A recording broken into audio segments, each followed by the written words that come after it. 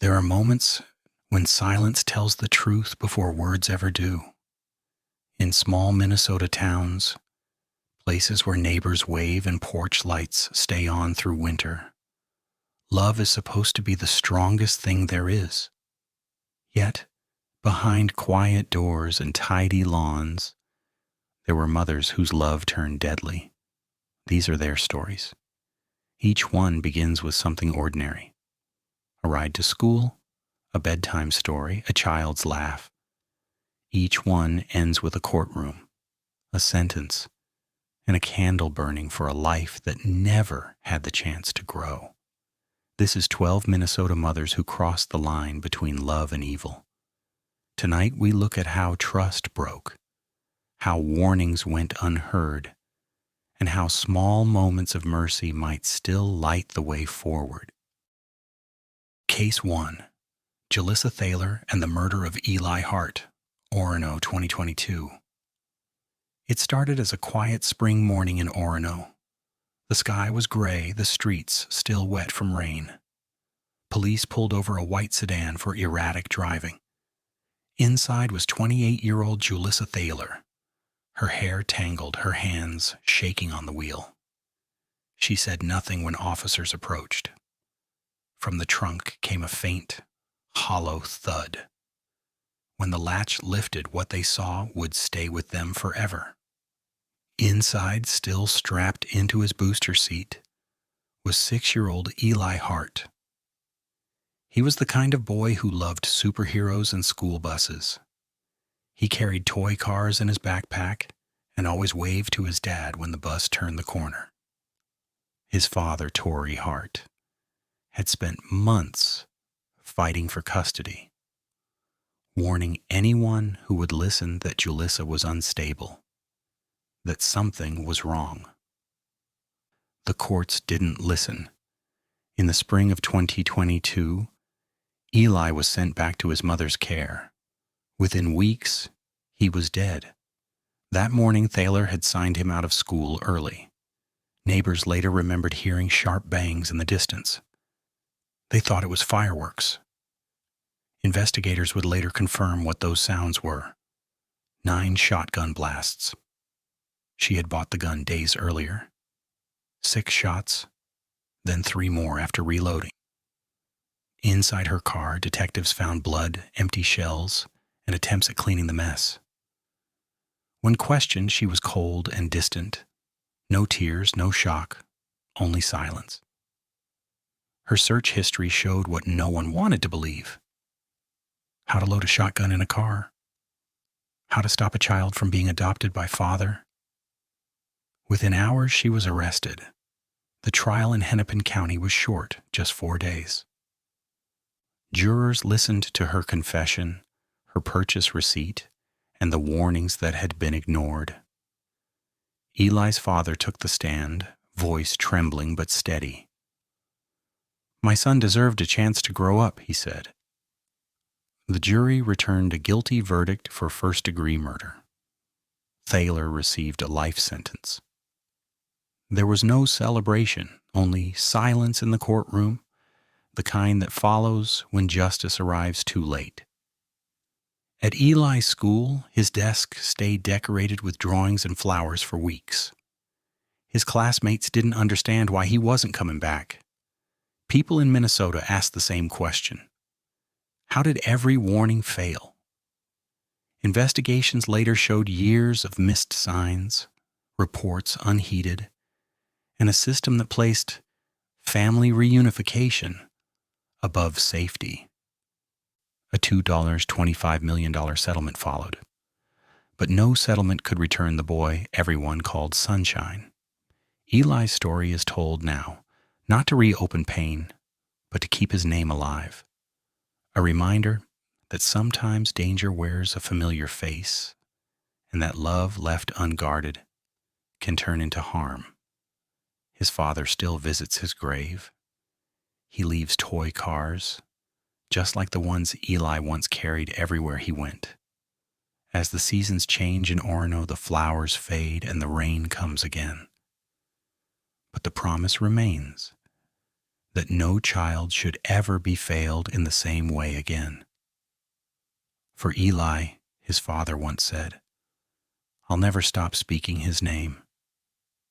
Minnesota's spring turned to summer that year, and while one community tried to heal, another mother in the northern woods was about to tell police that her son had been run over by a car.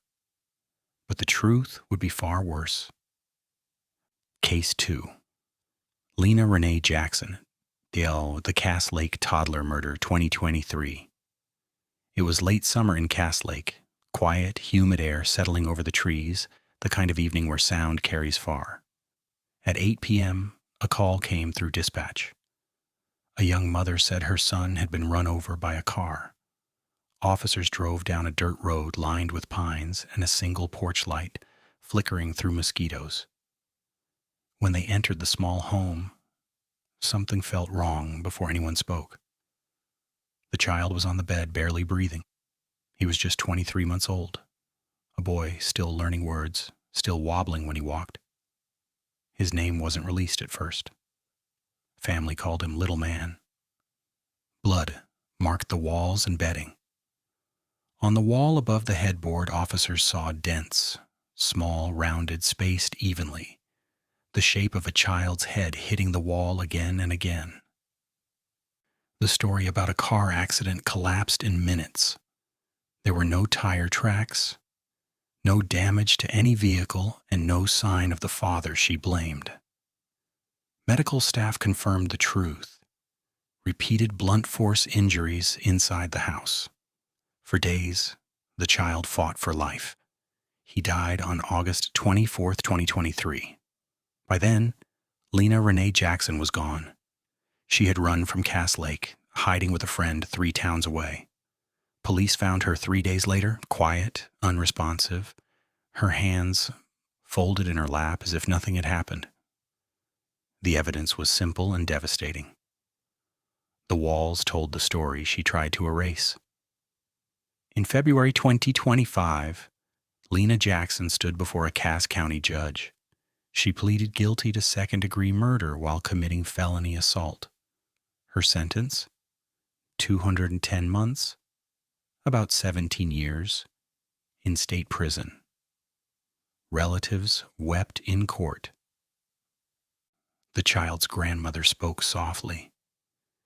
He was the light in this family. He should have grown up laughing. Outside, the community gathered. Candles flickered on the porch steps. Teddy bears leaned against the wall near the same window where officers had once seen blood. Tribal elders prayed for healing, urging families to speak when they sense danger, to break silence before tragedy grows. When morning came, Cass Lake was still. Smoke from the vigil fires hung over the yard. Neighbors cleaned the toys left behind, setting them gently in a box. The boy's short life is remembered not by what happened, but by how deeply he was loved in the days before. And though Lina Jackson's name will forever carry sorrow, the people who gathered that week say his spirit stays with them. A quiet reminder that watching over children means watching closely, even when it's hard to believe something could be wrong. Far south in Bloomington, a hotel worker noticed something strange. A young woman dragging a dripping garbage bag through the lobby at dawn. Within hours, another mother's secret would come to light. Case 3. Esperanza Ray Harding, the hotel bathtub murder, Bloomington, 2024. It was a cold February morning in Bloomington. A gray dawn hung over the parking lot of the Extended Stay America Hotel, where guests checked out quietly, rolling suitcases over wet pavement. At the front desk, a clerk noticed a woman leaving early, young, thin, her hair tied back, dragging a large plastic bag that left a faint trail on the tile. She didn't look back. Hours later, a sanitation worker opened a hotel trash bin and froze. Inside was the small body of an infant wrapped in plastic. The call came to dispatch as a possible medical emergency, but everyone who arrived knew there was nothing left to save. The woman's name was Esperanza Ray Harding, 21 years old. She had checked into that room with her infant son, Mateo, only a few days earlier. To neighbors in the shelter she once stayed at, she was quiet, always saying she just wanted to get back on her feet. But the truth inside that hotel room told a different story. Detectives found the bathtub still half filled with cold water. They pieced the timeline together. The baby had been alive that morning. Esperanza placed him in the tub, turned the faucet on, and walked away. By the time she returned, the crying had stopped.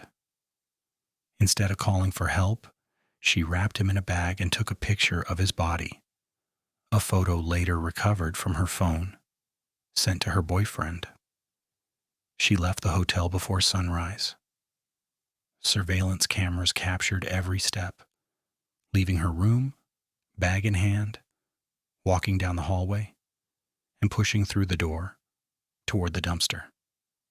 When police questioned her, she said Mateo had died suddenly, that she panicked. But the water level in the tub, the empty towels, and the text messages proved otherwise.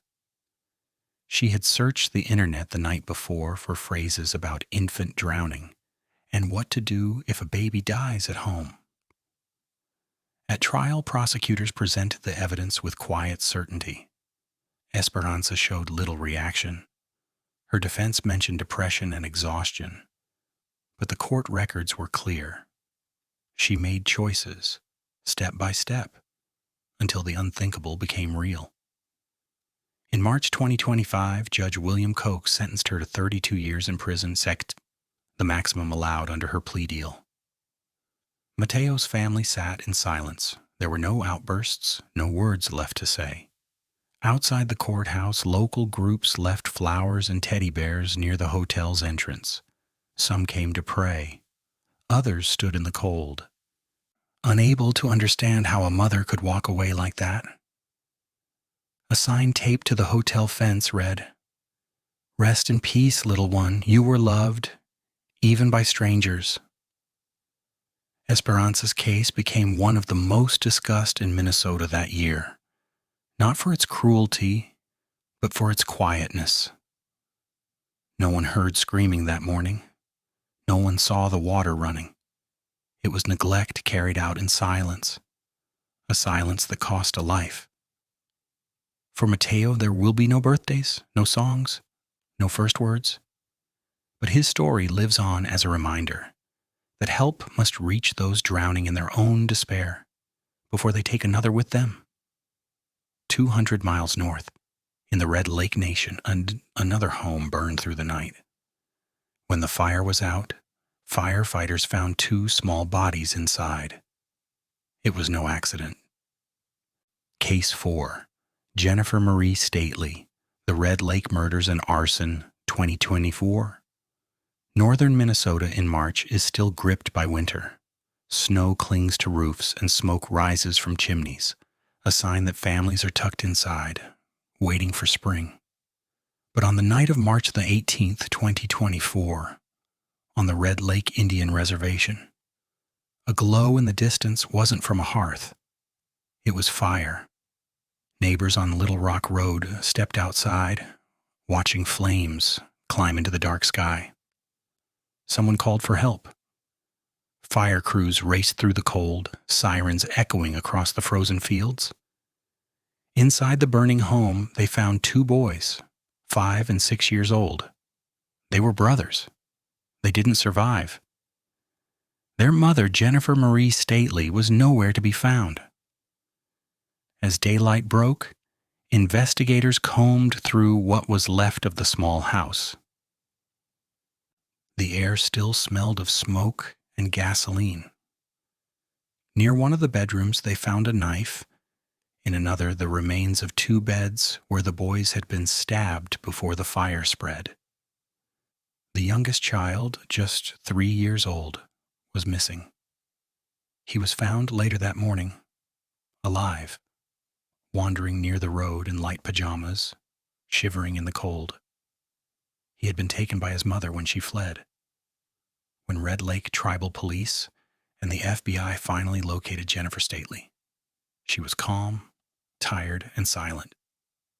She gave no reason. No one ever received one that made sense. Evidence showed she had attacked her children one by one, then set fire to the home. Gasoline traces were found throughout the house. Court records later described how one child died from multiple stab wounds, the other from smoke inhalation. Stately was charged in federal court. 2 counts of second-degree murder, arson, and child neglect.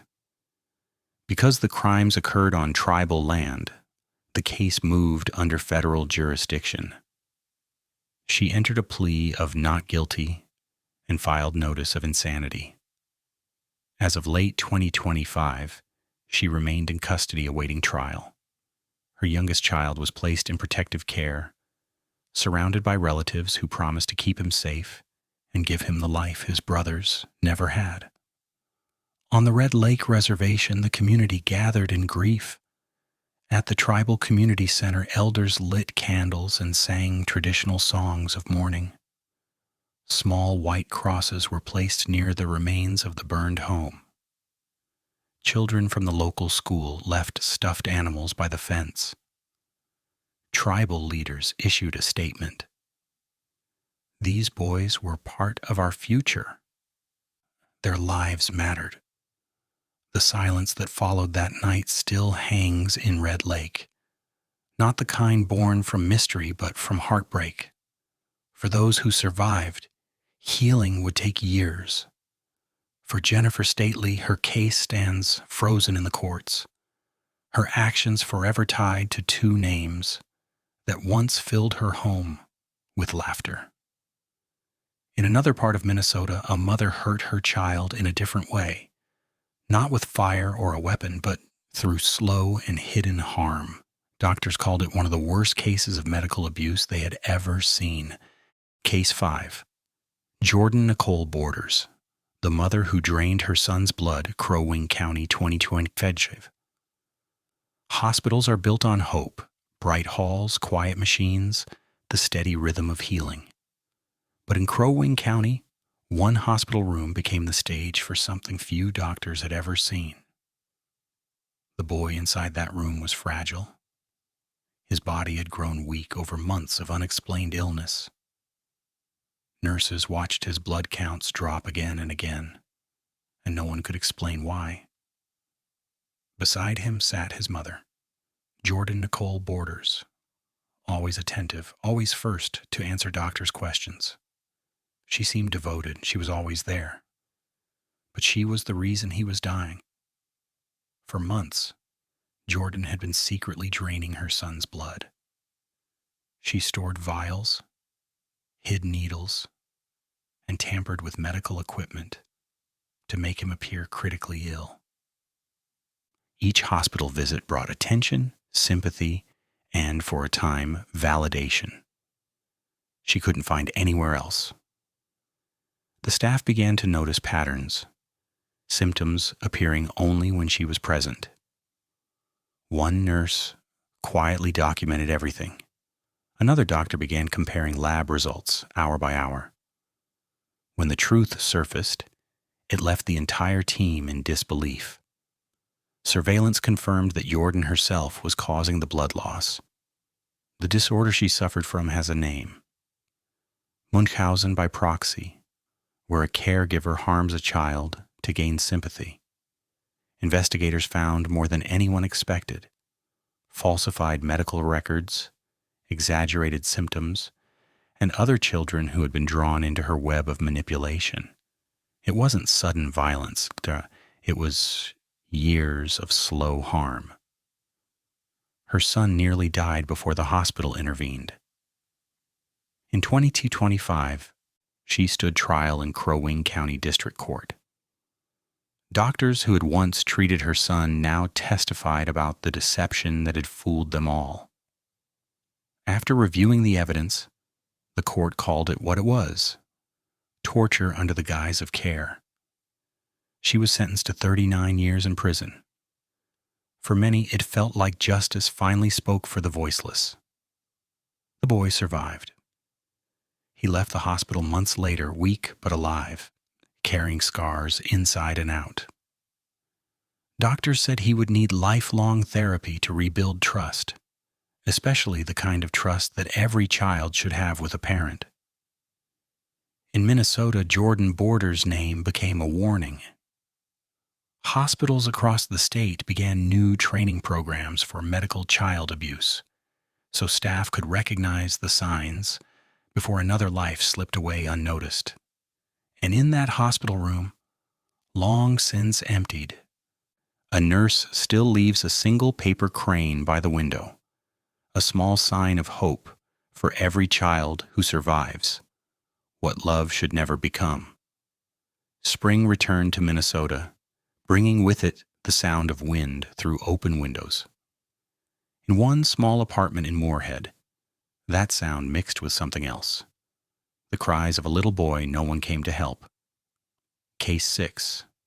Valerie Connie Zamora, the Moorhead Toddler Murder, 2025. It was the afternoon of May 15th, 2025 in Moorhead, Minnesota. Warm sunlight over quiet apartment buildings, a day that felt like any other. Then a 911 call broke the calm. A mother said her baby wasn't breathing. When paramedics arrived, the scene inside apartment 3B stopped them cold. On the floor lay a little boy, 20 months old still, silent and covered in bruises. His name was Jose Lazarus Zamora. Beside him stood his mother, Valerie Connie Zamora, holding a bottle of Gatorade and whispering that he'd been sick. She told them he'd been tired all morning, that she thought it was just the flu, but the bruises said otherwise. Jose's body was marked from head to toe, fresh bruises over older ones, purple against fading yellow. Doctors later said he had internal bleeding from blunt force trauma, injuries that could only come from repeated abuse. Valerie's story changed with every question. First, she said he fell. Then she said he hit himself on furniture. Then she said nothing. When detectives showed her the medical report, she folded her arms and looked away. Neighbors had heard things for months: yelling late at night, the sound of crying that didn't stop. Some said they wished they'd called sooner. Jose never had the chance to grow beyond the world inside that apartment. Valerie Zamora was charged with second-degree murder without intent while committing felony assault. The prosecutor called it what it was: sustained abuse. Her bail was denied. She remains in custody awaiting trial, facing decades behind bars. Outside the apartment, people gathered. They brought candles, flowers, and one small blue balloon that read, "Baby boy." A neighbor tied it to the railing. It swayed softly in the wind while children watched from the parking lot, holding their parents' hands. At Jose's funeral, his family carried a white coffin no bigger than a suitcase. They placed it beneath a tree where he used to play. Those who knew him say Jose was curious, bright, and loved music. He danced to anything with rhythm, clumsy, laughing, alive. Now, his name lives on in the questions people still ask. How did no one stop it in time? The Moorhead community has since started a support network for single parents in crisis, built in Jose's memory. His story changed people. Not through headlines, but through the way neighbors began to look out for one another. Some tragedies don't just break hearts, they wake them up. Case 7. Edwina Marie Stoutenberg. The Demons Told Me. Thief River Falls, 2025. The call came just after sunrise in July 2025 from a quiet home outside Thief River Falls. The dispatcher's note said only 3 words: child bleeding badly. When deputies arrived, they found a 10-year-old boy standing in the doorway holding his neck with both hands. His shirt was soaked through with blood. Behind him stood his mother, Edwina Marie Stoutenberg, staring blankly at the wall. When officers shouted for help, she didn't move. One deputy later said she spoke in a flat voice, almost calm. The demons told me to do it. Inside, the house was still. The kitchen light flickered and a knife lay on the counter. The younger child, just 6, sat frozen in the corner. The older boy had woken that morning to find his mother standing over him with the knife. He screamed and ran. That scream, that single sound, saved both their lives. Paramedics arrived within minutes and rushed him to the hospital. The doctor said another few inches and the wound would have been fatal. When questioned, Edwina repeated the same words again and again. The demons told me to do it. Her voice didn't change. Neighbors said they'd always known her as quiet. But court records later showed a long history of mental illness, untreated and ignored. She had refused medication, refused therapy, and convinced herself that voices were guiding her. Police arrested her that morning. She offered no resistance, no explanation beyond those same haunting words. She was charged with attempted second-degree murder and assault with a dangerous weapon. A judge ordered a full psychiatric evaluation to decide whether she would stand trial or be committed to long-term treatment. The boy survived. Doctors said he'd recover physically, though he now carried a thin scar across his neck and deeper ones in his heart. At a small church outside town, neighbors gathered for a quiet service. They prayed for the boy's healing and, in whispered tones, for his mother's mind. Mental health advocates in the county later used the case to push for faster crisis response teams in rural Minnesota, hoping no other family would wait until tragedy to get help. The boy now lives with relatives. He told his therapist one thing that the deputies never forgot. I still love my mom. I just don't understand why she tried to hurt me. A few months earlier in Hopkins, another child begged for help, not from violence, but from something that could have been prevented. She couldn't breathe, and her mother chose steam and prayer instead of calling for help. Case 8. Rachel Lynn Modrow, the Hopkins asthma neglect case, 2024. The morning of February 10th, 2024, began like any other in the quiet suburb of Hopkins, Minnesota. 9-year-old Amy Lynn Modrow was getting ready for school. Her backpack was by the door, her sketchbook open on the kitchen table. But that morning her breathing was rough. Asthma had been a part of her life since she was little. She knew how it felt when her chest tightened, how scary it was when the air wouldn't come. She told her parents she needed her inhaler. She begged them to take her to the hospital. Her mother, Rachel Lynn Modrow, told her to sit near the shower and breathe in the steam. The inhaler had been empty for weeks. Hours passed. Amy's breathing grew louder, then softer, then ragged. Her father, Anthony Modrow, was home too. He thought she'd get better with time. By mid-morning, Amy collapsed. A family friend, arriving unannounced, found her gasping on the floor and called 911. Paramedics rushed her to the hospital. Doctors tried everything: oxygen, intubation, medication. But she had gone too long without help. On February 17th, after a week on life support, Amy was declared brain dead. The doctor's words were simple: she could have lived.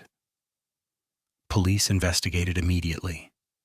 They found no working inhaler, no emergency plan, and no sign of a hospital call. Rachel told officers she'd tried home remedies, steam, tea, patience. But patience can't replace air. Both parents were charged with second-degree manslaughter. Rachel pleaded guilty in early 2025 and was sentenced to 3.5 years in prison. Anthony received 4 years for his part in failing to act. In court, Amy's relatives spoke through tears. They said she wanted to be a nurse someday, to help people breathe. She never got the chance. At her school, classmates drew pictures of her with angel wings and placed them by her locker. Teachers described her as kind and gentle, a child who always noticed when someone was sad. Amy's story spread across the state. Doctors used it to remind parents, asthma can kill and a phone call can save a life. At her funeral, pink and purple balloons, her favorite color, were released into the winter sky. One of them caught the wind and disappeared into the clouds. The priest said softly, "Some angels learned to fly too soon." The following spring, another Minnesota mother faced the same courtroom, but her tragedy came from something different. It wasn't neglect. It was addiction. And her baby would pay the price. Case 9. Winona Ann Littlewolf, the fentanyl death of baby Ashton, Roseville, 2022. It was a Saturday morning in March 2022 when hotel staff at the DoubleTree in Roseville, Minnesota called 911. A baby wasn't breathing. Inside the small, dimly lit room, officers found an 8-month-old boy lying motionless on the bed. His name was Ashton Michael Littlewolf. Beside him on the carpet were the things police have come to know too well: burnt foil, a lighter, and a rolled dollar bill. The baby had been crawling on that same floor just hours earlier. His mother, Winona Ann Littlewolf, was sitting nearby, whispering to herself, trembling. Toxicology results would later confirm what police already feared. Both she and her baby had fentanyl in their blood. Winona told detectives she had smoked fentanyl in the room that night. She said she thought the baby was asleep, that she never imagined a trace amount could hurt him. But fentanyl doesn't forgive mistakes. A single particle can kill. When Ashton began to struggle for breath, she froze. By the time paramedics arrived, he was gone. In April 2024, after 2 years of investigation, Winona was charged with 2 counts of second-degree manslaughter. The court later accepted a plea to 1 count. In June 2025, she was sentenced to 105 months in prison, just under 9 years. But the sentence was stayed under probation. To many, it felt like justice paused instead of served. For others, it became a symbol of how addiction steals everything, even the instinct to protect your own child. At Ashton's funeral, relatives brought stuffed animals and tiny blue flowers. One family member said softly, "He should have been learning to walk by now." Local advocates later used the case to raise awareness about fentanyl safety and safe haven programs. Laws that allow parents to surrender newborns safely and anonymously instead of risking their lives through neglect or drug exposure. The community still visits Ashton's grave each March. There's a stone angel above his name and a single word etched beneath it: loved. Addiction doesn't always kill the user first. Sometimes it reaches the innocent, the children, the ones who never had a choice. As the fentanyl crisis continues to sweep through Minnesota, the name Ashton Littlewolf remains a quiet warning. Not spoken with anger, but with sorrow, because no parent begins life wanting to fail their child. But one small decision can mean they never get another chance to try again. By By 2025, Minnesota had already seen too much loss.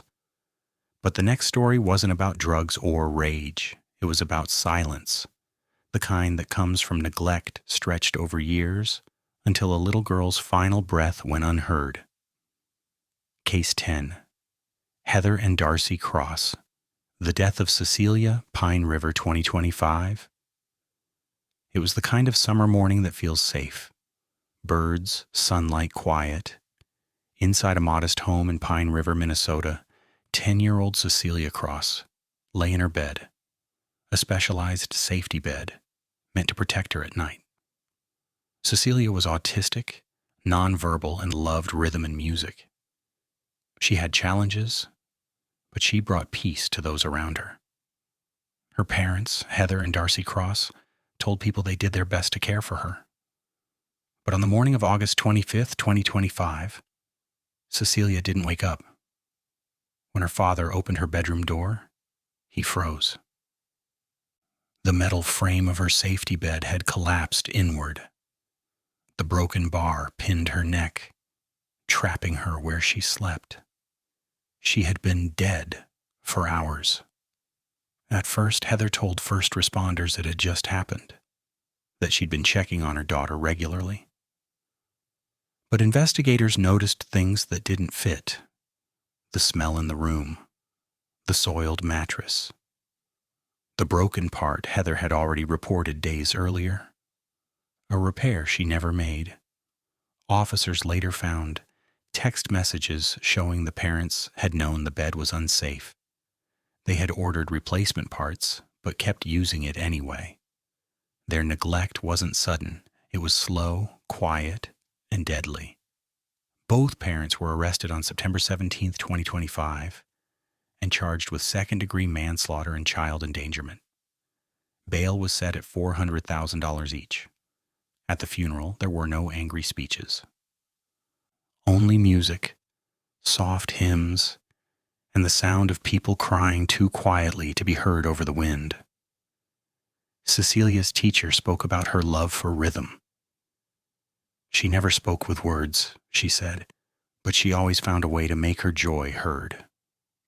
After the case, disability advocates called for greater oversight for children with complex needs. They said Cecilia's story proved that love alone isn't enough, that care without accountability can turn dangerous. Her sister, also autistic, was removed from the home that same day and placed in protective care. The court said she'd been confined for long stretches too, left with an iPad and a bedpan, forgotten in the same silence that killed Cecilia. For the people of Pine River, this case changed how they saw neglect. It wasn't loud or angry. It was the quiet kind, the kind that looks like peace until it's too late. Now every August, her former school lights a candle and plays music in her memory. The melody carries down the hallways like a whisper, a reminder that silence can be as deadly as rage. By the time the snow fell again in Minnesota, another case was moving through the courts, one rooted not in neglect, but in madness. A mother from Pelican Rapids had killed her 3-year-old daughter and smiled as medics tried to save her. Case 11. Suad Muhammad Ali, the Pelican Rapids murder, 2023. The night of July 10th, 2023, started with the sound of panic. In Pelican Rapids, a father screamed into the phone, "She killed her!" while paramedics rushed toward a small house at the edge of town. Inside, a 3-year-old girl lay on the living room floor. Her father knelt beside her, begging her to wake up. Across the room stood her mother, Suad Muhammad Ali, watching quietly, her face calm. Witnesses said she smiled as medics tried to save the child. That detail would haunt everyone who heard it. Her name was never forgotten, though public records later protected her identity. She was a joyful little girl, curious, bright, always dancing barefoot in the yard. Family members said she had a laugh that filled the house. But that night, her laughter was silenced. When questioned, Suad told officers she had covered her daughter's mouth and nose to stop her crying. She even admitted she'd tried to stab her earlier that evening. The knife was found on the couch, exactly where she said it would be. Paramedics tried to bring the child back, but she was gone before reaching the hospital. The cause of death? Asphyxiation. Police described Suad's behavior as detached. She confessed easily, showing no fear, no confusion. But what investigators didn't know yet was that Suad had long suffered from untreated psychosis. Doctors later ruled that she was mentally unfit to stand trial. She was committed to a treatment facility for months, receiving intensive care until she could finally face court. In 2025, after being declared competent, Suad pleaded guilty to second-degree murder. She received a sentence of 12.5 years in prison, with a possibility of supervised release after serving 2/3. At a vigil in Pelican Rapids, neighbors gathered with candles and small white flowers. The child's relative spoke softly, not about justice, but about awareness. They said mental illness isn't an excuse, but it is a warning, a sign that must be seen before it turns to tragedy. One local pastor said, "She was loved, and she still is. But love needs help to survive pain like that." The child's name remains unspoken in public records, but her story became a message across Minnesota. Mental illness untreated can destroy more than one life at a time. Every July, Pelican Rapids holds a community walk for children lost to family violence.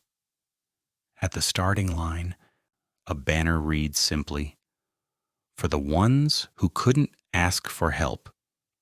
The little girl's father attends every year. He doesn't speak during the service. He just stands with the others holding a candle. When asked why he still comes, he said, "Because she was ours. And she mattered."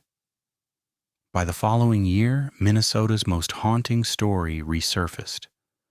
One that had begun 14 years earlier with a plastic tote floating down the Mississippi River, and a baby girl the town named Angel.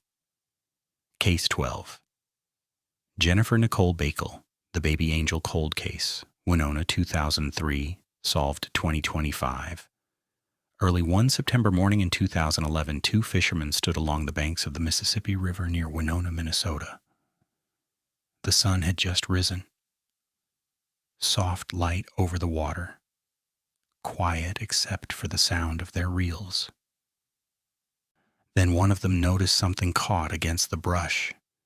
It was a plastic storage tote, half submerged, drifting slowly toward shore. When they pulled it in, the smell hit first. Inside were plastic bags, incense sticks, and a baby wrapped in a green t-shirt. She was only a day old.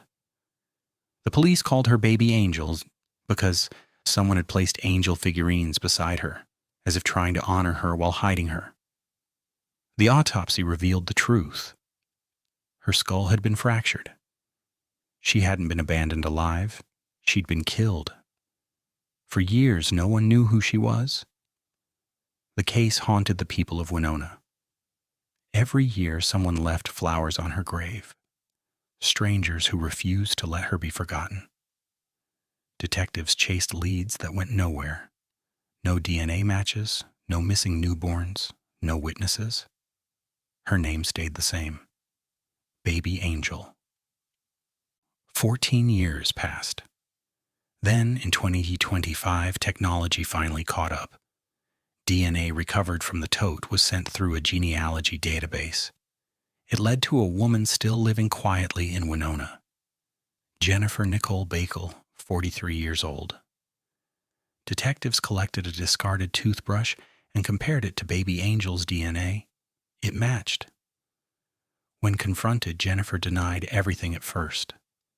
Then slowly, she broke down.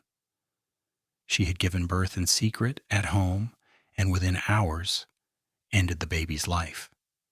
Instead of seeking help or surrendering the newborn under Minnesota's safe haven law, she placed her in that tote, surrounded by trinkets, and set her adrift. Jennifer was charged in 2025 with 2 counts of second-degree manslaughter. Her trial is pending, but the evidence is overwhelming. For the people of Winona, the arrest was both relief and heartbreak. For 14 years, they had grieved an unnamed child, and now they knew her mother had lived among them all along. At baby Angel's grave, the same 2 fishermen who found her returned. They placed fresh flowers, the same kind as before, and whispered a few words no one else heard. The town came together once more, not for justice, but to give that baby what she never had, a name remembered with love. The police chief who worked the case for years said quietly, "She's always been ours. Every one of us carried her story." And he was right. Baby Angel became more than a cold case. She became a symbol of community, of what happens when people refuse to forget the smallest among them. Her grave still stands in the same small cemetery overlooking the river. The inscription reads, "Forever loved, never forgotten." With her story, Minnesota's long chronicle of maternal tragedy reached its end. 12 mothers, 12 lives lost, 12 lessons carved into the state's memory. Each case different in cause, but all bound by the same truth. The ones who should have protected their children were the ones who ended their stories. And yet every case also revealed something else. The people who refused to look away. The doctors, the officers, the neighbors, the strangers who still light candles in names they never knew. If there's one message that survives all 12 stories, it's this: evil isn't always loud. Sometimes it hides in love, twisted by pain, in desperation mistaken for care, in silence mistaken for peace. But light always returns. Every candle lit, every story told, pushes it back a little farther. So tonight, wherever you are, if this story made you think about the faces we trust most, the ones we never question, say their names out loud. Remember the children who didn't have a voice, because their stories deserve more than silence. They deserve to be remembered. If these stories remind you how fragile trust can be, share this video so their memory endures. Subscribe to True Crime Exposed for more stories that seek truth in the shadows and light in the aftermath. Stay safe, stay aware, and remember, sometimes the darkest stories live closest to home.